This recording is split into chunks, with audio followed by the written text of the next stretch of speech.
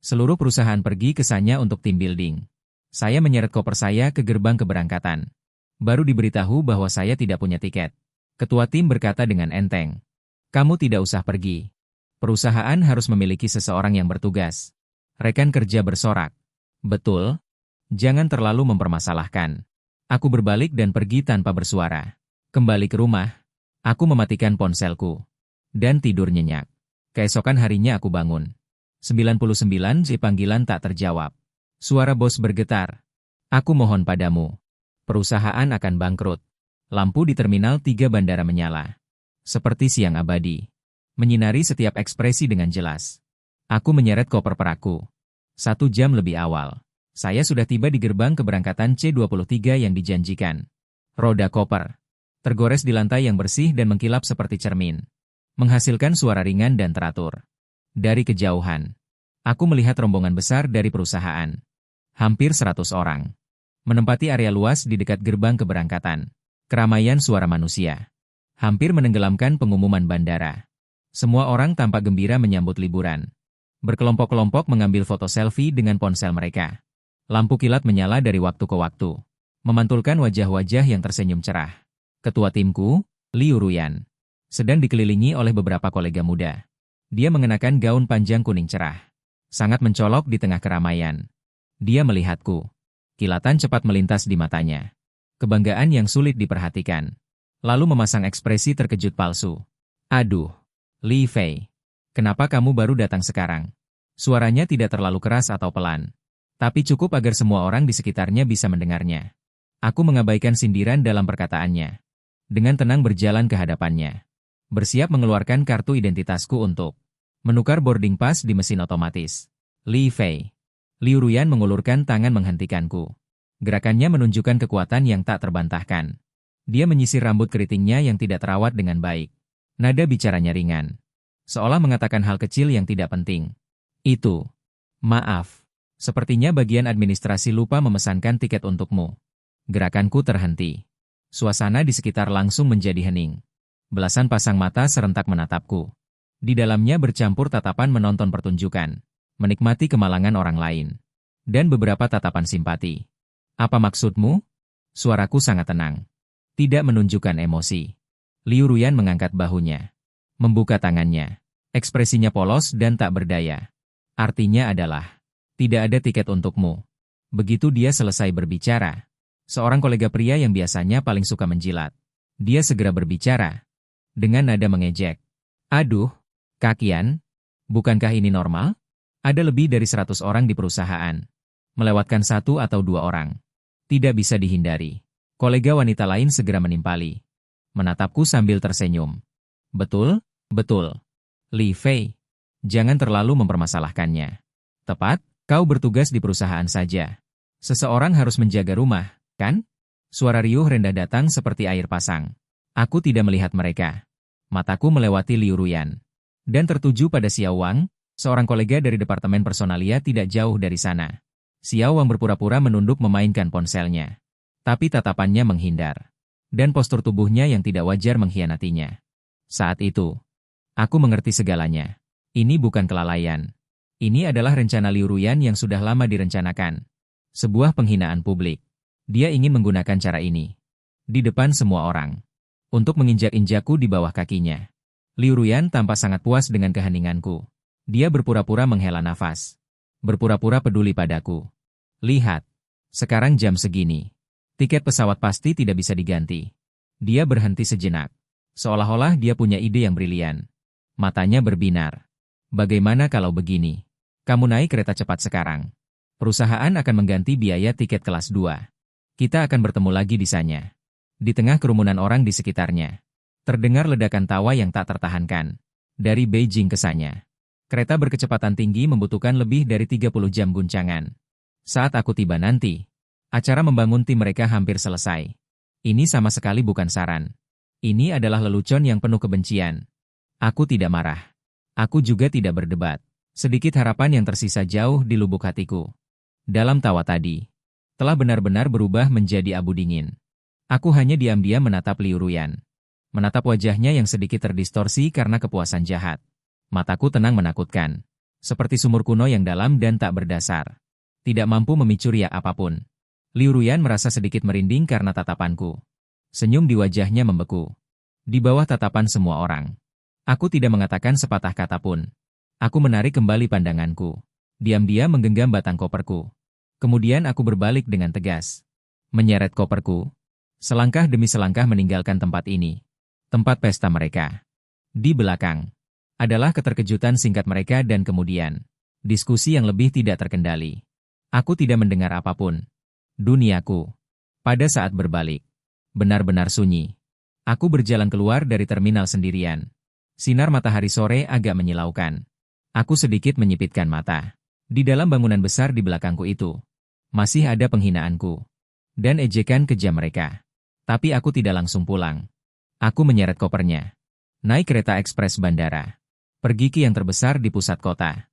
Supermarket impor termahal. Supermarket itu sangat dingin. Musik lembut mengalir di telingaku. Aku mendorong troli belanja. Berkeliaran perlahan di antara rak-rak. Perasaan itu menjadi tenang secara aneh. Aku membeli banyak hal yang biasanya. Karena harganya, aku ragu berulang kali. Kiwi Selandia Baru. Anggur merah Chili. Sebotol air mineral dari Perancis. Dan seluruh edisi hadiah yang direbut secara manual. Akhirnya saya pergi ke bagian minuman. Memilih sebotol anggur merah Pinot Noir dari Burgundi. Cairan merah anggur beriak di dalam botol. Kembali ke tempat saya menyewa. Apartemen studio kecil. Hari sudah malam. Saya memasukkan yang penuh itu. Koper berisi pakaian bertema pulau. Dilempar begitu saja ke sudut dekat pintu. Tidak pernah melihatnya lagi. Saya tidak beristirahat. Melainkan memulai pembersihan besar-besaran. Saya mengepel lantai hingga memantulkan bayangan orang. Menyeka setiap jendela hingga bersih. Menyirami tanaman hijau di balkon. Setiap buku di rak buku. Disusun ulang dengan rapi. Ketika seluruh ruangan menjadi bersih. Memancarkan aroma segar pembersih lemon. Baru saya berhenti. Saya mengeluarkan ponsel kerja yang dikeluarkan oleh perusahaan internal. Layar menyala. Sebuah obrolan grup bernama Pantai Berpasir Sanya. Berkedip dengan panik. Aku membukanya. Di dalamnya ada berbagai foto selfie bandara yang dikirim oleh kolega. Foto-foto yang memamerkan kelas 1. Dan beberapa kalimat terselip di antaranya. Yang mengejek ketidakhadiranku dalam fotografi. Seseorang tidak ada. Udara terasa lebih segar. Benar sekali. Menghemat uang tiket pesawat. Bisa menambah satu hidangan makanan laut lagi. Terima kasih atas kontribusinya kepada perusahaan. Tidak ada ekspresi di wajahku. Aku dengan terampil mengeluarkan kartu SIM.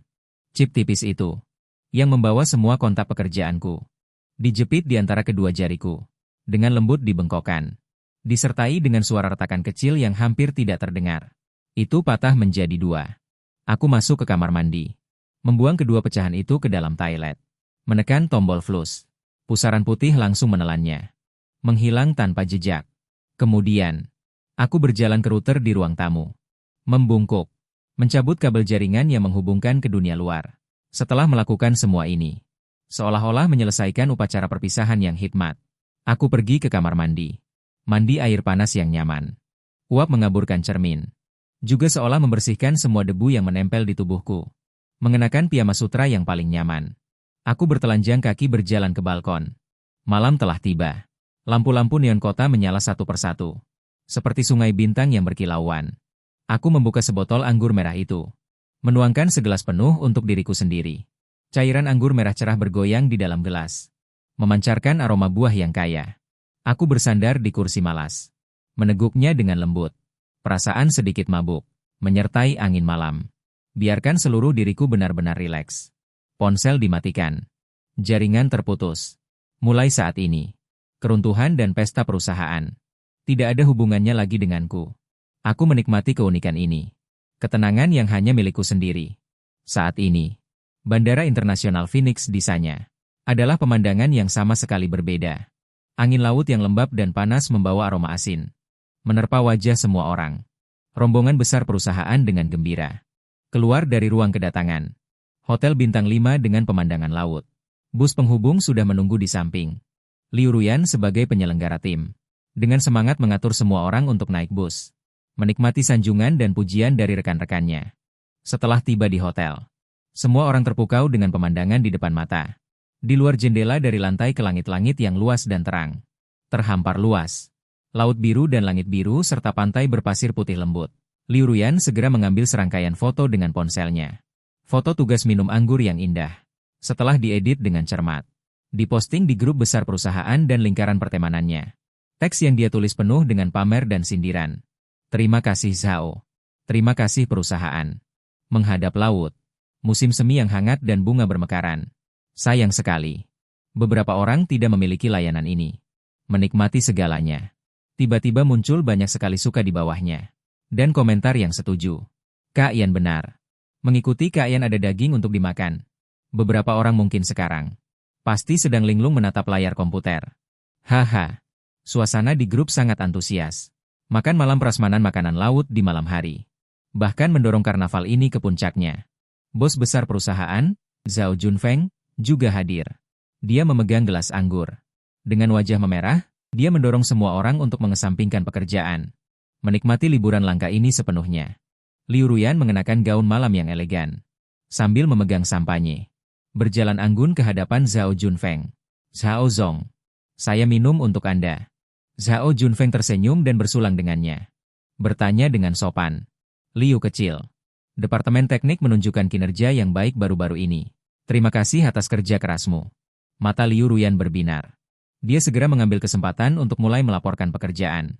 Dengan cerdik mengubah Li Fei baru-baru ini. Menyelesaikan proyek optimalisasi sistem inti secara independen.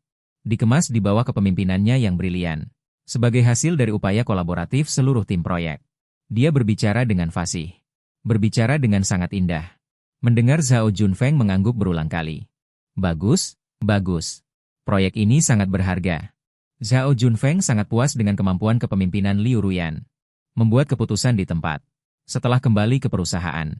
Memberikan bonus khusus kepada tim proyek kalian. Liu Ruyan selesai mandi. Sambil tertawa manja, dia memberi hormat kepada Zhao Junfeng dengan segelas lagi. Tepat ketika suasana perjamuan sedang hangat-hangatnya. Di grup kerja Departemen Teknik Perusahaan. Sebuah pesan tiba-tiba muncul. Orang yang menemukan adalah seorang karyawan junior dari cabang Dijing yang bertugas. Bertugas jaga. Situasi darurat untuk semua anggota. Sistem transaksi inti menunjukkan fluktuasi data abnormal. Mohon instruksi. Liu Ruyan sedang mengobrol dan tertawa dengan beberapa manajer departemen. Dia melirik ponselnya. Alisnya sedikit berkerut. Dia mengetik balasan dengan satu tangan, tanpa terlalu mempedulikan. Panik untuk apa? Hanya masalah kecil. Ikuti saja prosedur darurat standar. Restart server terkait saja. Dia tidak ingin diganggu oleh pekerjaan pada saat seperti ini. Apalagi membiarkan masalah kecil ini mempengaruhi kesenangan bos dan kolega. Pesan darurat itu dengan cepat tenggelam oleh foto-foto makanan yang terus diperbarui di grup. Juga video pendek dan berbagai lelucon yang menjilat atasan. Tidak ada yang menyebutnya lagi. Seolah-olah dia tidak pernah ada. Malam semakin larut. Suara ombak terdengar. Kegembiraan Sanya masih berlanjut. Badai yang cukup untuk menghancurkan segalanya. Sedang mengumpulkan energi di sudut yang tidak diperhatikan. Secara diam-diam. Tengah malam. Angin laut semakin dingin. Kebanyakan orang sudah kembali ke kamar dengan mabuk. Tetapi grup WeChat Departemen Teknologi kembali heboh. Masih karyawan yang berjaga. Sekarang semuanya kode kesalahan merah. Seperti air terjun yang membanjiri layar. Pesan suara ini seperti bom. Seketika membangunkan semua orang yang pura-pura tidur. Beberapa rekan senior Departemen Teknologi di Sanya. Wajah mereka langsung berubah setelah melihat pesan itu. Mereka lebih tahu dari siapapun. Peringatan kode merah layar penuh tingkat ini. Berarti logika terdalam sistem bermasalah. Sama sekali tidak bisa diselesaikan hanya dengan restart. Liu Ruyan baru saja memakai masker dan berbaring. Setelah melihat pesan itu, duduk dengan gelisah. Dia masih keras kepala. Mengetik omelan di grup. Kenapa heboh sekali? Minta Yunwei memeriksa ulang dengan teliti. Lingkungan perangkat keras dan koneksi jaringan. Belum genap 10 menit kata-katanya dikirim. Kepala Departemen Yunwei langsung berteriak keras di grup melalui pesan suara. Latar belakang suaranya adalah server. Suara alarm yang mendesak dan menusuk telinga. Bukan masalah perangkat keras. Juga bukan masalah jaringan. Saya baru saja melihat lognya. Logika dasar sistem Feng Chao mengalami konflik serius. Sekarang semua port transaksi. Semuanya memberikan kesalahan gila-gilaan. Datanya benar-benar kacau. Begitu kata Feng Chao keluar. Grup menjadi sunyi senyap. Semua teknisi yang hadir. Tidak ada satupun yang tidak tahu. Apa arti sistem Feng Chao? Itu adalah inti perusahaan. Sistem perdagangan cerdas yang paling kompleks adalah mesin seluruh kerajaan bisnis. Lebih penting lagi, sistem ini, dari arsitektur dasar hingga algoritma inti, hampir semuanya Li Fei seorang diri membangunnya dari awal. Selain itu, tidak ada seorang pun di perusahaan yang bisa sepenuhnya memahami logika kompleks yang saling terkait di dalamnya. Kali ini, semua teknisi desainnya benar-benar panik. Alkohol langsung hilang. Mereka dengan tergesa-gesa mengeluarkan laptop dari koper, berkumpul di kamar hotel, juga berdesakan di antara kerumunan. Dia melihat layar salah satu komputer, hanya merasa bahwa kode-kode itu seperti cacing merah yang merayap, membuatnya pusing dan berkunang-kunang. Keringat dingin mengalir di pelipisnya. Dia sama sekali tidak mengerti yang dia banggakan sebagai pengalaman proyek di hadapan krisis teknologi yang sebenarnya. Rapuh seperti selembar kertas. Di tengah kerumunan, seorang yang baru saja bergabung, programmer muda, tidak tahan dengan tekanan besar ini. Bergumam pelan. Situasi seperti ini benar-benar membutuhkan Li Fei untuk menanganinya. Sistem ini ditulis olehnya. Kalimat ini seperti jarum, menyengat saraf Liu Ruyan yang paling sensitif. Dia segera menoleh, memarahi pemuda itu dengan tajam. Diam. Apa yang bisa dia lakukan? Hanya orang yang ketinggalan pesawat. Jangan terus-menerus menggantungkan harapan pada orang lain. Dan jangan mencoba mengalihkan tanggung jawab kepada orang yang tidak datang. Suaranya tajam dan lemah. Terlihat galak tapi sebenarnya ketakutan.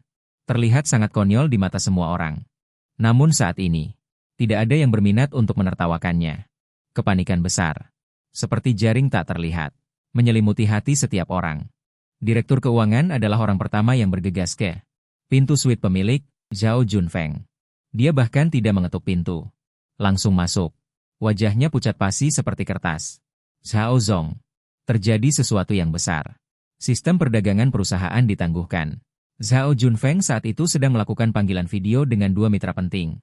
Panggilan video membahas rencana kerjasama kuartal berikutnya. Dia terganggu. Ekspresi tidak senang melintas di wajahnya. Tetapi tetap tenang. Sang tua, tenang. Bicaralah perlahan. Bukankah itu hanya gangguan teknis biasa? Minta departemen teknis untuk segera memperbaikinya. Bukan. Bukan penangguhan. Tapi kekacauan. Suara direktur keuangan bergetar. Dia hampir merangkak ke hadapan Zhao Junfeng. Mengangkat tablet di tangannya ke depan matanya. Di layar adalah laporan data yang diperbarui secara real-time. Angka kerugian di atasnya melompat dengan panik pada kecepatan yang mengerikan. Sistem tidak berhenti. Dia masih menjalankan instruksi perdagangan dengan logika yang benar-benar salah. Baru saja dalam 10 menit terakhir ini, telah menyebabkan kerugian dana aktual lebih dari 80 juta. Dan angka ini masih meningkat seperti bola salju. Warna darah di wajah Zhao Junfeng langsung menghilang. Dia berdiri dengan bingung, menatap tajam angka merah yang terus melonjak itu. Urat-urat di dahinya menonjol.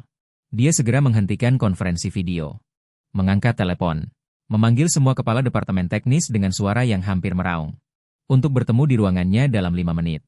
Beberapa menit kemudian, ruang tamu suite Presiden Zhao Junfeng penuh dengan orang. Liu Ruyan dan kelompok teknisi itu menundukkan kepala satu persatu, seperti sekelompok tahanan yang menunggu persidangan. Suasana di ruangan itu sangat menekan sehingga orang tidak bisa bernapas. Pak! Zhao Junfeng membanting meja kopi Roseward dengan keras. Cangkir-cangkir teh sampai melompat karena getaran. Katakan, sebenarnya apa yang terjadi? Tatapannya setajam pisau. Langsung tertuju pada Liu Ruyan yang berdiri paling depan. Liu Ruyan, kamu adalah ketua tim teknis. Jelaskan. Liu Ruyan gemetar ketakutan. Dia hanya bisa merintih. Pikirannya kosong. Hanya secara naluriah mengeluarkan alasan yang sudah dipikirkannya. Mungkin Pak Zhao, catu daya ruang server tempat server berada tidak stabil. Mungkin juga karena kesalahan operasi oleh personel yang bertugas. Aku tidak ingin mendengar omong kosong ini. Zhao Junfeng dengan kasar memotongnya. Matanya dipenuhi dengan urat merah. Aku hanya ingin solusi. Sekarang. Segera. Saat ini juga. Katakan padaku bagaimana cara menghentikan sistem sialan ini. Liu Ruyan ketakutan dan menciutkan lehernya. Satu kata pun tidak bisa keluar. Di seluruh ruangan. Hanya direktur keuangan yang terus-menerus menyebutkan angka kerugian terbaru dengan suara gemetar. Sudah menembus 100 juta. Tepat di tengah keputusasaan yang sunyi ini. Kemarin masih dimarahi oleh Liu Ruyan. Teknisi muda. Tidak tahan lagi dengan tekanan psikologis yang besar. Dengan suara lirih seperti nyamuk. Berani mengatakan, Sistem pengendalian risiko milik Zhao ini. Arsitektur dan algoritmanya mungkin. Hanya Li Fei yang bisa menyelesaikannya. Raungan Zhao Junfeng berhenti. Dia tertegun sejenak, seolah mencari nama asing ini di benaknya. Dia mengerutkan kening. Beralih ke manajer personalia. Dengan sedikit keraguan dan harapan terakhir. Li Fei. Siapa Li Fei? Di mana dia? Li Fei tidak ikut kesannya. Manajer personalia berada di bawah tekanan besar. Menjawab dengan suara pelan. Tatapan mata Zhao Junfeng langsung menjadi tajam. Mengunci manajer personalia seperti anak panah. Tidak datang. Bukankah daftar tim building sudah ditetapkan sejak lama? Apa maksudnya? Keringat dingin mengalir di wajah manajer personalia. Suaranya semakin rendah. Tiketnya tidak dipesan saat itu. Tidak dipesan? Suara Zhao Junfeng tiba-tiba meninggi. Penuh dengan amarah yang sulit dipercaya. Seorang personel teknis inti. Kalian bahkan tidak bisa memesankan tiket pesawat? Hubungi dia segera. Minta dia segera online untuk menyelesaikan masalah. Wajah Liu Ruyan sudah benar-benar pucat. Dia dengan kaku mengeluarkan ponselnya. Di depan semua orang. Menghubungi nomor kerja Li Fei. Yang terdengar dari telepon. Itu nada dingin dan formal. Halo. Nomor telepon yang Anda tuju sedang tidak aktif. Amarah Zhao Junfeng telah mencapai puncaknya. Dia meraung pada kerumunan. Gunakan nomor pribadinya untuk menelepon. Siapa di antara kalian yang punya kontak pribadi dia? Semua orang saling memandang. Hening senyap. Li Fei biasanya hampir tidak terlihat di perusahaan. Selain pekerjaan, dia tidak pernah berbicara lebih dari sepatah kata pun dengan siapapun. Tidak seorang pun memiliki nomor telepon pribadinya. Zhao Junfeng mondar-mandir di ruangan itu dengan marah. Seperti binatang buas yang terperangkap di dalam sangkar. Dia menunjuk manajer personalia. Perintah. Pergi. Segera dari arsip karyawan. Temukan nomor telepon pribadi dan alamat rumahnya. Manajer personalia berlari keluar ruangan dengan panik. Beberapa menit kemudian, dia kembali dengan membawa nomor ponsel. Zhao Junfeng merebut nomor itu. Dan meneleponnya sendiri menggunakan ponselnya. Hasilnya, yang terdengar dari gagang telepon. Masih nada dering yang membuat putus asa. Halo. Nomor telepon yang Anda tuju tidak aktif. Kemarahan Zhao Junfeng. Akhirnya menemukan jalan keluar yang berisik. Tatapannya beralih dari saat tadi. Yang terus berusaha mengurangi kehadirannya. Liu Ruyan dan manajer personalia. Seorang karyawan inti yang bertanggung jawab atas sistem vital perusahaan. Tiketnya tidak dipesan? Sebelum keberangkatan tim building. Bagaimana pekerjaan konfirmasi kalian dilakukan? Tubuh Liu Ruyan gemetar seperti saringan. Dia masih berusaha mengelak. Presiden Zhao. Ini benar-benar kelalaian Departemen Administrasi. Saya juga tidak tahu. Kelalaian? Zhao Junfeng mencibir. Dia tidak lagi mempercayai kata-kata sepihak siapapun. Dia langsung mengangkat telepon. Menghubungi kepala administrasi perusahaan di Beijing. Menyalakan speaker. Di ujung telepon. Suara gemetar kepala administrasi. Terdengar jelas melalui speaker ke dalam ruangan. Ke telinga setiap orang. Zhao Zong bilang itu ketua tim Liu Ruyan. Dia secara khusus menginstruksikan saya beberapa hari yang lalu. Mengatakan Li Fei secara pribadi mengajukan cuti. Tidak berpartisipasi dalam pembangunan tim. Meminta kami untuk tidak memesankan tiketnya. Kebenaran terungkap. Seluruh ruangan langsung terdiam membisu. Semua mata tertuju pada Liu Ruyan. Mata itu penuh dengan penghinaan dan amarah. Zhao Junfeng menutup telepon. Dia berjalan selangkah demi selangkah di depan Liu Ruyan. Menatapnya dari atas. Suaranya tenang menakutkan. Tapi di balik ketenangan itu, tersimpan amarah besar yang cukup untuk membakar seseorang sampai habis. Baik. Kamu sangat baik. Liu Ruyan. Kamu benar-benar sangat baik. Waktu berlalu setiap detik. Setiap detik terasa seperti menghitung mundur. Dengan abu uang. 1 jam kemudian. Direktur keuangan melaporkan lagi dengan wajah pucat pasi. Perkiraan kerugian perusahaan. Sudah menembus batas 11 besar. Ini bukan lagi sekadar kerugian sederhana. Ini mengguncang fondasi perusahaan. Pada saat yang sama, beberapa klien besar penting perusahaan juga mulai menelepon satu demi satu untuk mempertanyakan Jimo. Kata-katanya dipenuhi amarah dan ketidakpercayaan. Bahkan ada yang mengancam secara langsung. Jika masalah ini tidak dapat diselesaikan sebelum fajar, mereka akan segera menarik semua dana dan meminta kompensasi. Zhao Junfeng benar-benar tidak bisa duduk diam. Kemarahan di wajahnya telah digantikan oleh kepanikan yang lebih dalam. Dia pertama kali menyadari, ini bukan lagi krisis teknis biasa, melainkan bencana yang cukup untuk membuat kerajaan bisnisnya runtuh dalam sekejap.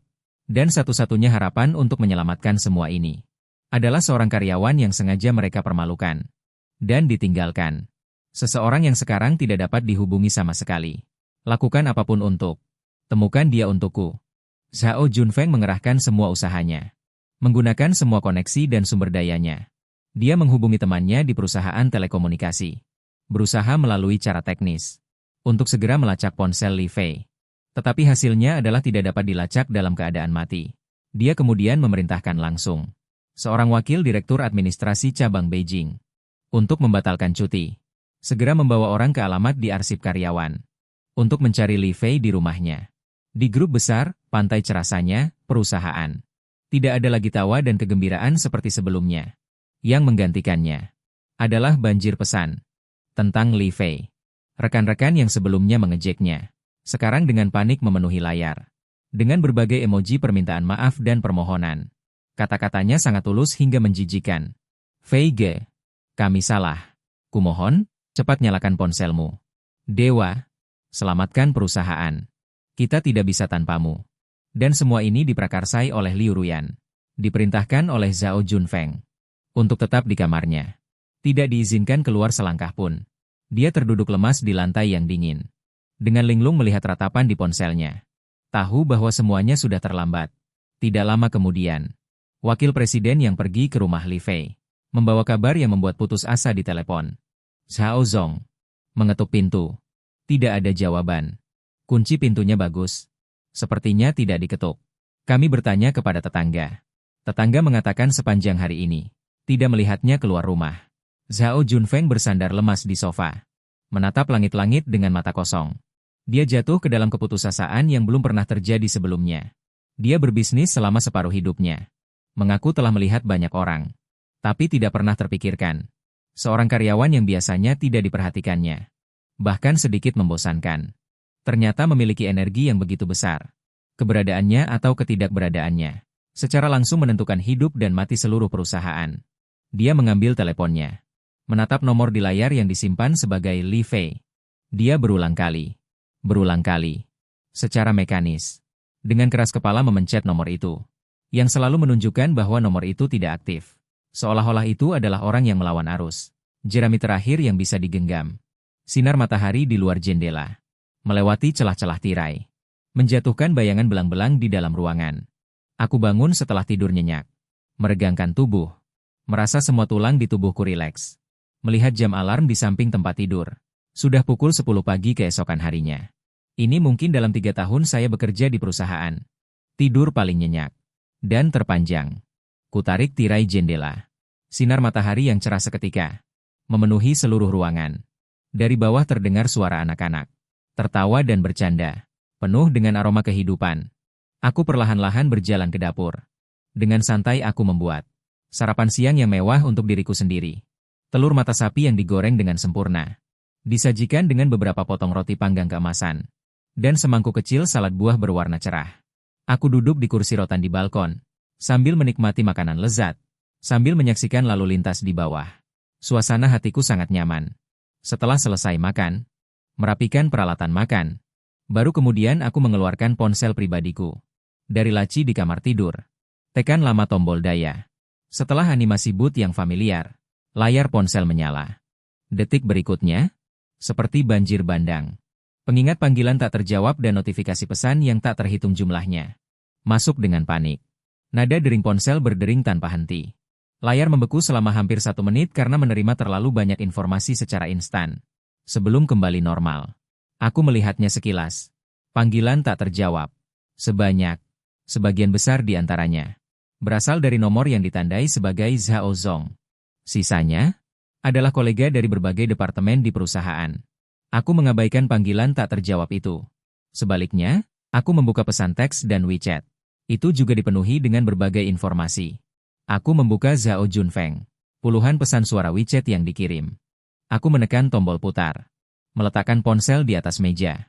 Menuangkan secangkir air hangat untuk diriku sendiri. Kemudian mendengarkan dengan tenang. Pesan suara pertama. Nadanya masih memiliki nada perintah yang superior. Li Fei segera nyalakan dan telepon kembali. Pesan kedua. Berubah menjadi pertanyaan marah. Sebenarnya apa yang ingin kamu lakukan? Apakah kamu tahu apa yang terjadi pada perusahaan sekarang? Di tengah-tengah Suaranya mulai menunjukkan sedikit kepanikan yang sulit dideteksi. Li Fei, ini perintahku. Cepat selesaikan masalahnya untukku. Dan di beberapa pesan terakhir, suaranya benar-benar berubah nada, penuh dengan getaran dan permohonan. Bahkan ada sedikit isak tangis yang tak tertahankan. Li Fei, aku mohon padamu, sebutkan hargamu. Asalkan kamu mau kembali, aku akan menyetujui semua persyaratan. Perusahaan benar-benar akan bangkrut. Aku mendengarkan semua pesan suara tanpa ekspresi. Seluruh proses, seperti mendengarkan sebuah cerita yang sama sekali tidak berhubungan. Kisah yang absurd dan aneh. Tidak ada riak sedikit pun di dalam hati. Tepat pada saat ini, layar ponsel menyala lagi. Yang muncul di layar adalah dua kata itu, Zhao Zong. Nada dering berdering nyaring di ruangan yang sunyi. Aku tidak langsung menjawab. Aku hanya diam-diam melihat nama yang terus berkedip itu. Melihatnya tampil di depanku. Sebuah histeria tanpa suara. Aku mengangkat gelas air dan minum seteguk. Menunggu dering berbunyi selama 1 menit penuh. Saat aku memperkirakan kesabaran pihak lain akan habis di titik kritis itu. Baru kemudian aku mengulurkan tangan dan perlahan menekan tombol jawab. Li Fei. Apakah ini Li Fei? Akhirnya kamu menyalakan ponselmu.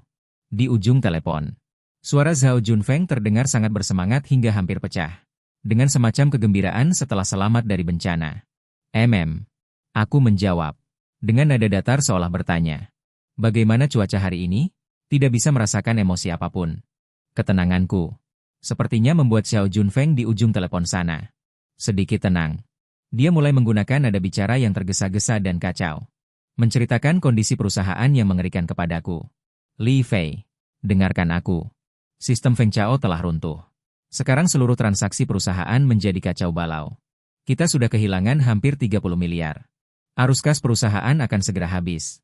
Jika terus seperti ini, kita harus mengajukan kebangkrutan dan likuidasi besok. Nada bicaranya sangat keras, penuh dengan keputusasaan. Aku mendengarkan dengan tenang, tanpa menyela, tanpa memberikan komentar, tidak mengatakan sepatah kata pun. Sampai dia selesai menceritakan semua kondisi mengerikan yang bisa dia katakan.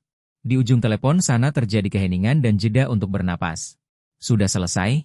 Aku bertanya dengan ringan, hanya 2 kata. Zhao Junfeng tertegun sejenak. Sepertinya tidak menyangka reaksinya akan seperti ini. Tapi dia langsung menanggapi. Sudah selesai. Sudah selesai. Li Fei, cepatlah kembali. Tidak, jangan bergerak. Aku akan mengirim jet pribadi untuk menjemputmu sekarang. Alamat rumahmu adalah? Aku tertawa sangat pelan. Memotong ocehannya. CEO Zhao. Kembali boleh saja. Aku berhenti sejenak. Membiarkan kelima kata ini perlahan berkembang di gelombang radio.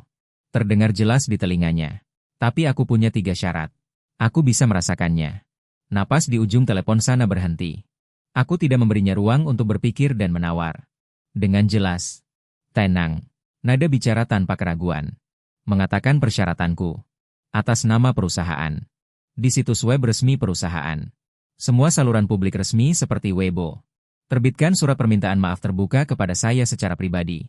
Klarifikasi kebenaran insiden di bandara. Dan sampaikan permintaan maaf tulus saya. Surat ini harus dari Anda, Tuan Zhao Junfeng. Ditulis dan ditandatangani secara pribadi. Disematkan selama seminggu. Tidak ada suara dari pihak Zhao Junfeng. Saya melanjutkan. Kedua, segera. Saat ini juga. Pecat Liu Ruyan. Dan dengan alasan memalsukan hasil proyek. Mengucilkan rekan kerja dengan teknologi inti secara jahat. Menyebabkan kerugian besar bagi perusahaan.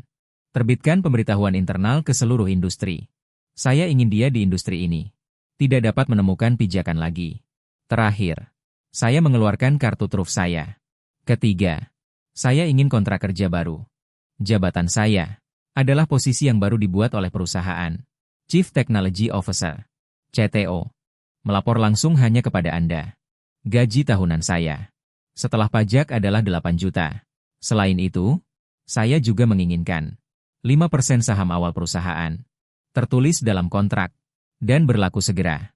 Suara saya tidak keras. Tapi setiap kata. Seperti paku. Terpaku dengan kuat. Ke dalam hati Zhao Junfeng. Di ujung telepon sana terjadi keheningan yang mematikan. Saya bisa membayangkan ekspresi Zhao Junfeng saat ini. Terkejut, marah, dan juga perjuangan yang ekstrim. Gaji tahunan 8 juta, dia mungkin bisa menerimanya. Tapi 5% saham awal. Ini bukan permintaan. Ini namanya mengiris daging. Ini berarti, saya akan dari seorang karyawan yang bisa dibuang kapan saja, langsung menjadi salah satu pemilik perusahaan.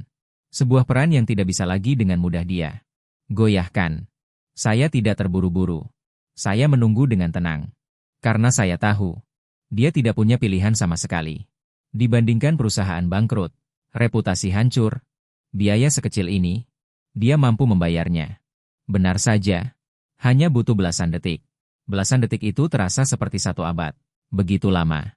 Dari ujung telepon sana terdengar, seperti suara Zhao Junfeng, yang keluar dari sela-sela giginya. Baik, aku janji padamu. Dia menarik napas dalam-dalam, seolah menggunakan seluruh kekuatannya. Aku menyetujui semuanya. Bagus sekali. Nada bicaraku tetap tenang. Zhao adalah orang yang cerdas. Tahu apa itu keputusan cepat. Sekarang, aku beri kamu waktu setengah jam. Dalam setengah jam, aku ingin melihat di internet surat permintaan maaf yang kamu tanda tangani sendiri, dan pengumuman pemecatan Liu Ruyan di seluruh industri. Bersamaan dengan itu, biarkan tim hukum kalian segera siapkan draft kontrak pemutusan hubungan kerja. Versi pindaian elektronik yang sudah dicap. Kirim ke email pribadiku. Setelah aku memastikan tidak ada kesalahan, kita akan membahas langkah selanjutnya. Setelah selesai bicara, aku tidak menunggunya menjawab. Langsung menutup telepon. Inisiatif. Mulai saat ini, semuanya sudah kembali sepenuhnya ke tanganku. Zhao Junfu di ujung telepon. Setelah linglung sejenak, seketika bertindak panik seperti disuntikan stimulan. Bertindak dengan panik. Raungannya. Kabarnya ingin membatalkan seluruh lantai hotel di sana itu. Departemen Humas Perusahaan. Departemen Hukum. Departemen Personalia. Semua eksekutif senior di Beijing. Semua diseretnya dari tempat tidur, dari ruang rapat, dari liburan, untuk melaksanakan perintahnya dengan panik. Efisiennya sangat mencengangkan. Tidak sampai 20 menit. Situs web resmi dan Weibo resmi perusahaan. Hampir bersamaan waktunya. Jendela pop-up menerbitkan sebuah surat terbuka yang diprioritaskan. Judul surat itu adalah, kepada teknologi inti perusahaan. Tuan Li Fei, sang ahli. Permintaan maaf terdalam. Dalam surat itu, Zhao Junfeng dengan sangat tulus, bahkan dengan rendah hati, menjelaskan secara rinci peristiwa yang terjadi di bandara, menetapkannya sebagai sebuah kelalaian serius oleh pihak manajemen, dan tindakan jahat dari oknum karyawan. Peristiwa perundungan di tempat kerja yang sangat buruk, dan mewakili perusahaan dan diri saya pribadi, menyampaikan permintaan maaf sedalam-dalamnya kepada saya. Hal-hal ini, dengan cara yang tidak terhormat, menyebar ke seluruh lingkaran. Menit ke-29. Sebuah email dari Direktur Hukum Perusahaan. Tepat waktu muncul di email pribadi saya. Lampirannya adalah sebuah yang baru. Dengan klausul yang jelas. Sudah dicap dengan stempel perusahaan. Dan stempel pribadi Zhao Junfeng. Kontrak kerja CTU. Gaji tahunan 8 juta. 5% tulang sumber batu. Tertulis hitam di atas putih. Tidak ada satupun yang kurang. Saya memeriksanya kata demi kata. Memastikan tidak ada jebakan kata. Kemudian, saya menggunakan ponsel saya sendiri untuk menelepon kembali Zhao Junfeng.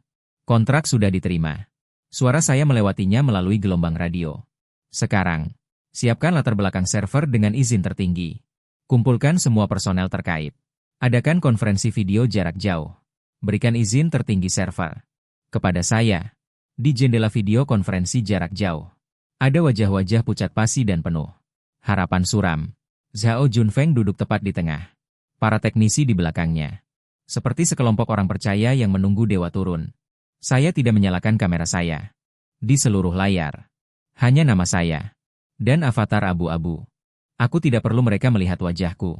Aku hanya perlu mereka mendengar suaraku. Alihkan server transaksi inti. Aliran data real-time dari port B dan C3. Ke jalurku. Suaraku keluar melalui mikrofon. Tenang dan jelas. Di ujung video, ada kepanikan. Beberapa detik kemudian, aku mendengar di headphoneku suara aliran data yang berdetak. Suara itu bagi orang lain adalah kebisingan yang kacau. Tapi di telingaku, itu seperti melodi yang paling akrab. Aku memejamkan mata dan hanya mengandalkan telingaku untuk mendengarkan umpan balik aliran data ini. Setelah mendengarkan kurang dari 30 detik, semua akar masalah Sudah ada di benakku. Membentuk peta topologi yang jelas. Stempel waktu dasar tren. Dan protokol sinkronisasi antarmuka data pasar eksternal. Sebulan yang lalu, patch sampah yang dipaksakan untuk dirilis oleh Liu Ruyan telah tercemar, menyebabkan runtuhnya rantai logika. Saya tidak menjelaskan terlalu banyak, langsung mengatakan kesimpulan. Seluruh video hening. Para ahli teknis yang disebut itu bahkan tidak bisa langsung merefleksikan apa yang saya katakan. Saya tidak lagi membuang waktu. Berikan saya kendali tertinggi sistem sepenuhnya. Zhao Junfeng segera memberi perintah. Saat penyerahan penuh, layar komputer di depan saya menyala. Jari-jari saya mulai mengetik dengan cepat di keyboard. Baris demi baris kode baru. Seperti kilatan hijau. Merobek bidang yang mewakili keruntuhan. Dan hamparan merah yang kacau. Gerakan saya sangat cepat sehingga mempesona. Di dalam video, semua staf teknis menyaksikan dengan takjub. Mereka bahkan tidak bisa mengikuti kecepatan saya menulis kode di pagi hari. Apalagi memahami logikanya. Mereka hanya bisa melihat. Seiring dengan kode yang saya tanam. Kode kesalahan merah. Di layar yang bergulir dengan panik itu. Berkurang dengan kecepatan yang terlihat oleh mata telanjang. Menghilang. Saya sendiri. Adalah sebuah pasukan. Dalam waktu singkat 20 menit. Saya membangun firewall virtual sementara. Secara akurat mencegat semua orang. Perintah transaksi yang salah dalam eksekusi. Menghindari perluasan kerugian lebih lanjut. Kemudian, saya melewati patch yang terkontaminasi itu. Langsung menulis ulang waktu. Logika sinkronisasi mendasar antara stempel dan antarmuka data. Akhirnya, saya menanam yang baru. Dengan fungsi koreksi otomatis dan alarm. Protokol cadangan redundan. Setelah menyelesaikan semua ini, saya menekan tombol enter terakhir. Seluruh sistem backend kembali tenang seperti semula. Semua alarm merah menghilang. Aku menghadap mikrofon dan berkata dengan lembut, "Selesai?" Hampir bersamaan dengan saat aku selesai berbicara, terdengar dari video sorak-sorai gembira dari Direktur Keuangan. Data telah kembali normal. Semua aliran data transaksi telah kembali normal. Kerugian telah berhenti. Ya Tuhan, berhenti. Setelah keheningan singkat, di switch Zhao Junfeng terjadi ledakan. Sorak-sorai lega yang menggemparkan bumi. Sementara aku hanya diam-diam memutuskan koneksi jarak jauh. Zhao Junfeng melihat layar komputernya dengan pesan bahwa koneksi jarak jauh telah terputus dan terdiam untuk waktu yang lama. Di matanya, kecuali keterkejutan, hanya tersisa keadaan yang nyaris ilahi. Acara membangun tim desainnya dibatalkan mendadak. Semua jadwal dibatalkan. Zhao Junfeng naik penerbangan paling awal semalam. Terbang kembali ke Beijing. Keesokan paginya, dia tidak pulang. Juga tidak pergi ke kantor. Melainkan secara pribadi menunggu di markas perusahaan. Di depan pintu masuk gedung. Tepat pukul 9 pagi. Sebuah Porsche Taycan putih baru berhenti dengan mulus di depan perusahaan. Pintu mobil terbuka. Aku keluar dari kursi pengemudi. Aku melepas kacamata berbingkai hitam yang biasa kupakai. Dan menggantinya dengan lensa kontak yang halus. Mengenakan setelan kerja Chanel putih. Dengan potongan yang pas. Dan garis yang ramping. Seluruh aura yang terpancar. Berbeda jauh dari programmer yang sederhana. Dan pendiam di masa lalu. Zhao Junfeng melihatku. Segera menyambut ke depan. Dengan wajah yang dipenuhi senyum menjilat. Yang belum pernah kulihat sebelumnya. Dia bahkan mendahului penjaga keamanan. Untuk secara pribadi membukakan pintu kaca perusahaan untukku. "Selamat datang, Direktur Lee." Dia membungkuk sedikit. Dan memberi isyarat mempersilakan. Di lobi perusahaan. Semua eksekutif departemen dan karyawan yang datang setelah mendengar berita itu. Berdiri berbaris dalam 2 baris. Ketika mereka melihat adegan ini di depan mereka. Mereka bahkan tidak berani mengeluarkan suara napas. Ekspresi setiap orang dipenuhi dengan kompleksitas dan keterkejutan. Zhao Junfeng membawaku ke tengah aula. Di depan semua orang. Dengan lantang mengumumkan keputusan Dewan Direksi Perusahaan. Tentang pengangkatanku sebagai Chief Technology Officer, CTO. Kemudian, dia sekali lagi meminta maaf. Atas kesalahan yang terjadi di bandara dengan membungkuk 90 derajat. Aku menerima semua ini dengan tenang. Di hari pertama menjabat. Hal pertama yang kulakukan adalah mengadakan rapat seluruh departemen teknik. Saya langsung mengumumkan pembubaran grup proyek inti yang disebut Liu Ruyan itu. Mengalihkan beberapa orang yang menghasut di grup. Dan menjilat. Tetapi tidak memiliki kemampuan praktis sama sekali. Semua dipindahkan dari posisi inti. Pada saat yang sama, saya mempromosikan teknisi muda. Yang berani mengatakan yang sebenarnya kemarin. Serta beberapa anak muda lain yang biasanya tidak menonjol, tetapi memiliki keterampilan yang nyata. Membentuk kantor CTO baru. Yang melapor langsung kepada saya. Beberapa kolega yang secara terbuka mengejek saya di bandara sebelumnya. Pemberitahuan wawancara dari Departemen Personalia dikirim ke meja kerja mereka. Sore itu, menunggu mereka adalah hukuman berupa pemecatan atau penurunan jabatan. Seluruh perusahaan dalam 1 hari menyelesaikan perombakan kekuasaan. Ketegasan saya membuat semua orang melihat sisi lain dari diri saya. Peristiwa ini dengan cepat menyebar di kalangan internal. Beberapa perusahaan headhunter internet terkemuka, seperti hiu yang mencium bau darah, mendekati saya. Salah satunya langsung menawarkan gaji 2 kali lipat dari gaji saya saat ini. Ditambah lebih banyak opsi saham. Ingin merekrut saya. Saya tidak membalas mereka. Saya hanya meletakkan email penawaran yang penuh godaan itu. Setelah dicetak dengan tenang di meja kerja Zhao Junfeng. Ketika Zhao Junfeng melihat email itu, wajahnya berubah. Dia hanya mempertimbangkan kurang dari 10 menit sebelum segera memanggil bagian hukum dan personalia. Langsung memutuskan, berdasarkan kontrak saya yang ada, menambahkan 30% lagi ke gaji saya, dan hak bagi hasil proyek tambahan.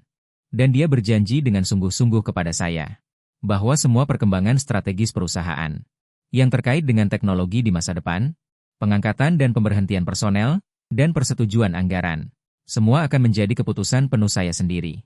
Dia tidak akan pernah ikut campur. Saya menarik kembali tawaran yang sudah dicetak itu. Di depannya. Melemparkannya ke dalam mesin penghancur kertas. Saya menggunakan kekuatan absolut. Tidak hanya memenangkan kekayaan dan posisi yang pantas saya dapatkan, tetapi juga memenangkan rasa hormat dan kekaguman dari semua orang. Sinar matahari di luar jendela sangat indah. Menyinari kantor CEO saya yang baru. Luas dan cerah. Saya tahu. Mulai hari ini, kehidupan karir saya akan saya tulis sendiri. Sebuah pola baru.